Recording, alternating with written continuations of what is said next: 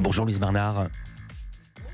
Bonjour Philippe, bonjour tout le monde. Au sommaire de votre journal des médias. Les réquisitions du procureur dans l'affaire Morandini, le procès a eu lieu hier. Alors que risque l'animateur en cas de condamnation? Un accord aussi entre Canal+ et M6. Une journaliste nous raconte les menaces qu'elle reçoit au Mexique suite à la diffusion d'un documentaire sur Netflix. Et puis le nouveau projet du youtubeur Squeezie en fin de journal. Et vous verrez, ce sera du jamais vu justement. Mais d'abord, on va démarrer par les audiences qu'ont regardé les Français hier soir le podium.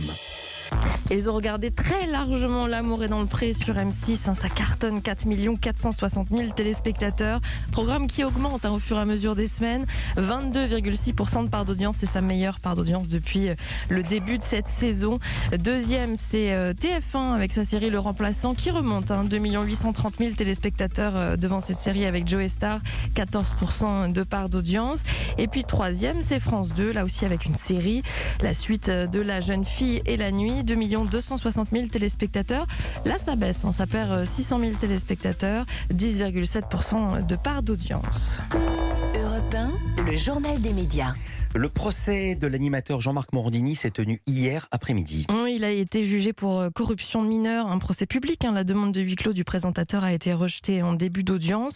Ses avocates ont plaidé la relaxe. Le procureur, lui, a requis 1 an de prison avec sursis et une obligation de soins. Alors pendant ce procès, 3 garçons sont venus témoigner, mineurs au moment des faits. L'un a reçu des messages à caractère sexuel sur Twitter puis par SMS. Jean-Marc Morandini dit ne pas avoir eu connaissance de son âge. Un autre témoigne des demandes insistantes de l'animateur pour que l'adolescent lui envoie une photo de son sexe. Morandini plaide là l'humour, mais le tribunal a souligné que la demande avait quand même été faite 41 fois en 50 jours. Un dernier garçon raconte, lui, que l'animateur lui aurait demandé de se masturber lors d'un casting, ce dont Jean-Marc Morandini dit ne pas se souvenir. Le jugement sera rendu le 5 décembre. Dans l'actualité des médias également, les groupes M6 et Canal+ renouvellent leur accord de diffusion. Ce qui va permettre aux chaînes du groupe M6 de continuer d'être diffusées via Canal+, les chaînes de la TNT, M6, W9, Sister, Gulli, mais aussi celles qui sont payantes, notamment Paris Première et Téva, et puis les services numériques aussi, notamment Gulli Max. Alors les groupes n'ont pas précisé les détails de l'accord financier, si le montant demandé par M6 a augmenté par exemple, parce que cette question de l'argent est essentielle. C'est ce qui a bloqué le renouvellement de l'accord avec un autre groupe, TF1, car Canal+ estime qu'il demande une trop grosse somme pour autoriser la diffusion de ces chaînes gratuites. Elles ne sont donc plus disponibles via Canal depuis début septembre. Ça ne vous aura pas échappé si vous nous écoutez tous les jours. D'autant que la Coupe du Monde approche et c'est un énorme enjeu pour TF1. Tout à fait autre chose, une journaliste belge victime d'intimidation suite à la mise en ligne d'une série documentaire de Netflix. Oui, Bruno Donnet vous en parlait hier. Depuis, j'ai pu la contacter. Emmanuelle Stills, qui est correspondante pour plusieurs médias français au Mexique, elle reçoit des messages d'intimidation depuis 3 mois, depuis la mise en ligne d'une série documentaire sur Netflix où elle est interviewée. C'est une série documentaire sur l'affaire Florence Cassé, affaire sur laquelle elle a longuement enquêté entre 2009 et 2015. Florence Cassé, c'est cette Française victime d'une machination au Mexique, accusée de faire partie d'un gang de kidnappeurs, finalement libérée après 7 ans de prison. Emmanuelle Stills a fait de son enquête un livre, Ceci n'est pas un kidnapping, aux éditions Fauve. Elle y raconte ce qui est en fait une affaire de corruption, une machination judiciaire montée de toutes pièces par les autorités mexicaines avec la complicité d'un homme d'affaires qui voulait se venger du frère de Florence Cassé. Elle y révèle l'implication de plusieurs personnes, certaines haut placées, et son expertise sur le sujet lui vaut donc d'avoir été longuement interviewée dans la série documentaire de Netflix. Je l'ai contactée, elle m'a raconté ces messages d'intimidation qu'elle reçoit de plus en plus menaçants. Au départ, c'était des insultes, et puis c'est devenu des messages j'espère que tu vas te faire kidnapper.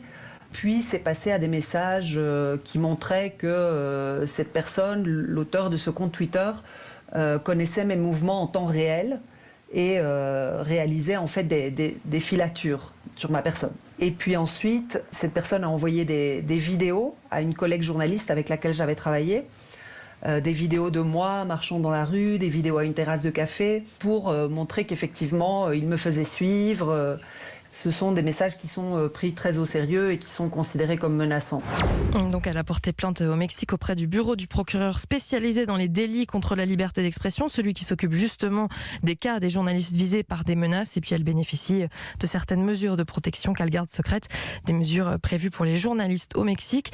Elle espère aussi que les autorités vont enquêter sur la personne concernée qui la menace.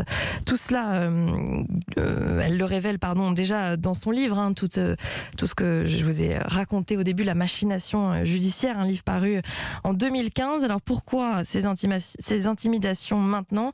C'est l'effet Netflix, selon elle. C'est le fait que mon travail soit exposé à une échelle beaucoup plus grande et touche un public beaucoup plus vaste. Mon livre est sorti en 2015 au Mexique, je l'ai écrit en espagnol, et c'est un livre qui a eu un impact relativement important, mais dans les cercles, disons, restreints de ceux qui s'intéressaient beaucoup à cette affaire, que ce soit des journalistes ou des juristes, par exemple. Mais disons que tout à coup, du fait de la série Netflix, mon livre se retrouve sous les projecteurs et touche un public beaucoup plus vaste.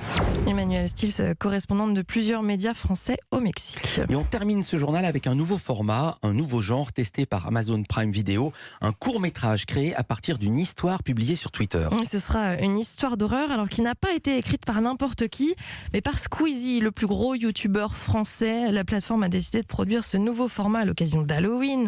C'est l'adaptation de ce qu'on appelle un thread avec l'accent sur Twitter. Qu'est-ce que c'est ? Alors je vous explique. Sur ce réseau social, en fait, quand vous publiez un message public, c'est-à-dire un tweet, vous êtes limité à 280 caractères. Vous ne pouvez pas écrire plus. C'est très peu. Donc pour contourner cette contrainte, de nombreux utilisateurs utilisent une technique qui consiste à enchaîner plusieurs tweets. Chaque message répond au précédent. Et pour tous les lire, il faut dérouler comme ça petit à petit les messages. C'est ça, un thread. Et puis depuis plus de 4 ans, lui, Squeezie s'amuse à utiliser cette technique pour raconter des histoires d'horreur. Le récit est donc découpé puisque limité en mots, et ça permet de jouer avec le suspense puisque vous lisez tweet par tweet. Et le youtubeur a décidé d'aller plus loin dans sa créativité en s'associant donc à Amazon Prime Video. Le résultat, c'est un court-métrage pour Twitter là aussi. Il sera mis en ligne sur le compte de la plateforme. Alors le film va garder le principe du thread, c'est-à-dire que le court-métrage sera découpé tweet par tweet, comme l'histoire d'origine. Il sera posté vidéo par vidéo. Ce sera le 31 octobre et ça s'appelle Bleak Who.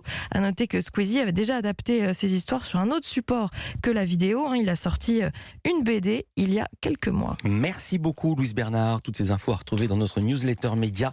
L'inscription est gratuite, c'est sur europe1.fr. À demain Louise pour un nouveau journal des médias. À demain.